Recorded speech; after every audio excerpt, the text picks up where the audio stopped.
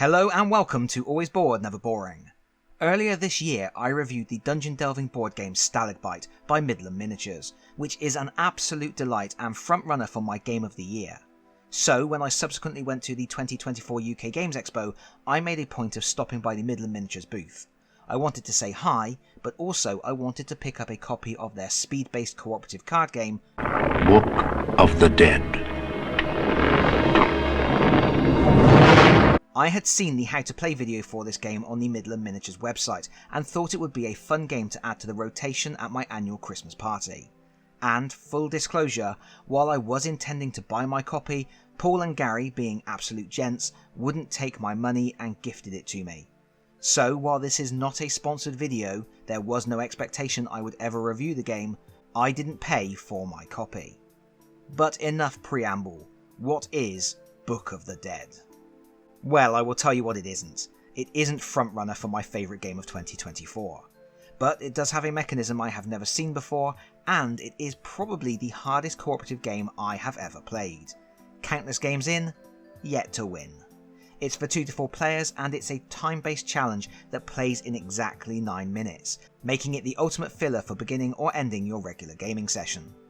The story is, someone has foolishly opened the Book of the Dead, and the great Cthulhu is on the rise. And yes, I am going to call him Cthulhu, because I'm not going to keep saying Cthulhu. To rectify this little problem, you and your friends must work together to gather up the scattered pages of the book, return them in sequence to the binding, and slam the cover. All within 9 minutes. The fate of the world is in the balance. The game ships in this flat slipcase, and inside you get a nifty custom dice that will probably be of interest to dice collectors, a front and back cover for the Book of the Dead, 52 double-sided card pages, and 22 lost pages for variant rules that make the game harder. Put the lost pages to one side for now, as you won't need them. You may never need them. To play, you set out the front and back cover of the book and swirl the pages into a vortex in the centre of the table. You then set a timer to 9 minutes, pick a player to go first, and you begin. On your turn, you roll the dice and resolve the outcome. We will talk about that in a moment. Then you perform one action.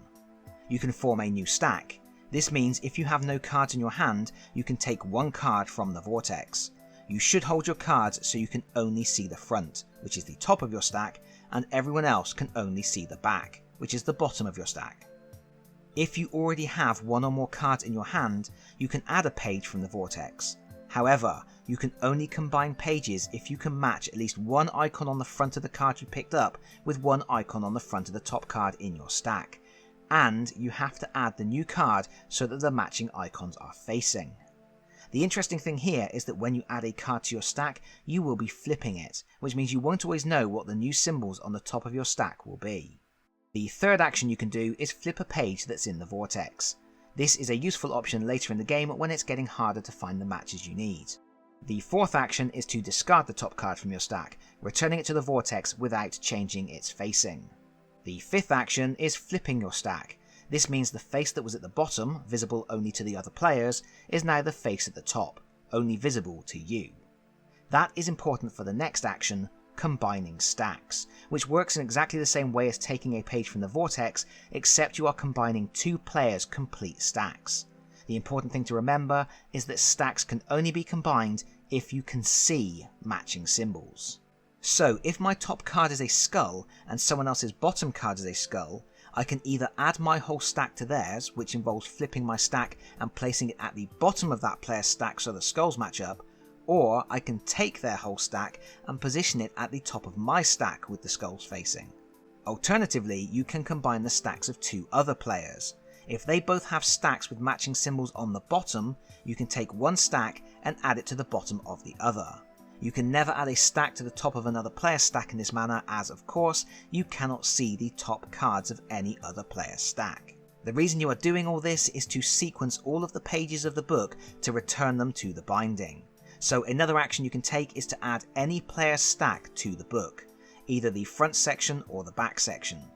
All the normal rules for combining apply. You have to match at least one symbol, and you can only play matches if you can actually see the symbols. It isn't enough to have been told a player has a symbol that you cannot see. The final 3 available actions manipulate the book itself. you can tear a page out of the book and return it to the vortex. You can turn a page of the book, which is only possible if the two visible pages of the book have matching symbols. And if all of the pages are in the book and there are matching symbols on the two visible pages, you can close the book, saving the world and, much more importantly, winning the game. Doing all of this within 9 minutes is no easy feat, but adding an extra wrinkle is the dice, which players must roll before taking their action. Two faces of the dice show a book. If a player rolls this, they must tear out pages of the Book of the Dead and return them to the vortex if the book symbol is visible on those pages. If tearing out a page reveals another page with a book symbol, that page gets removed too. This continues until there are no visible book symbols in the Book of the Dead. Two faces of the dice show a skull. If a player rolls this, they must return the top card of their own stack to the vortex if that card has a skull symbol on it. If discarding a card reveals another card with a skull, that gets discarded too, and so on until the player does not have a visible skull icon on the top of their stack. Finally, two faces on the dice show the vortex. In a standard game, this doesn't do anything. However, if you play with the vortex variant, when you roll this symbol, you must swirl around all the cards remaining in the vortex. And that's it. The included lost pages give you lots more variant rules to try. There are actually 9 modules that you can mix and match for different experiences, but they all make the game more difficult, so at the moment, I haven't tried any of them, because I can't even win the basic game. Seriously, I don't know if I'm slow, stupid, or I secretly want Cthulhu to pay us a visit, but I can't score a win in this game. It's always close, but no shoggoth. I know all of the theories behind winning. Despite seeming quite random and chaotic, the game does require skillful play, but I don't seem to be able to adopt them in a winning strategy. Communication is key, obviously. You know what the symbols are on the top of your stack and on the bottom of everyone else's, while you don't know what is on the bottom of your stack, but everyone else does. This information can be shared and is essential to working out how to combine the cards, but you are up against a 9-minute timer. Trying to carefully orchestrate a series of moves involving several players while the seconds slip away is incredibly difficult. There are also techniques which seem to make a lot of sense as I theory craft my way to victory. For example, it makes sense to try to pair up pages early on that only have a single symbol, because later in the game with limited options that will become more difficult. It makes sense to try to save pages with 3 or 6 symbols for when you are close to completing the book, as they are easier to match, therefore making it easier to close the book. It makes sense not to leave cards on the top of your stack with the skull showing, and it makes sense not to leave cards in the book with visible book symbols showing. It makes sense. I can see it makes sense. I know why it makes sense. It just doesn't seem to make it any easier to achieve. The game is fast, frenetic, and a lot of fun. It is also frustrating. Don't get me wrong, I like my co-op games with a bit of bite. I don't want to be able to walk to a win every time I play. Once in a while would be nice though. Maybe it's me, maybe my brain just isn't wired right for the pace the game runs at. I don't know, but I do know I'm glad the fate of the world isn't resting in my hands in real life, or much like Cthulhu, we would all be sleeping with the fishes. Book of the Dead is available from Midlam Miniatures Direct. I will put a link in the video description below so you can check it out if you want to. But that's it for today. I am closing the book on this chapter of Always Bored, Never Boring.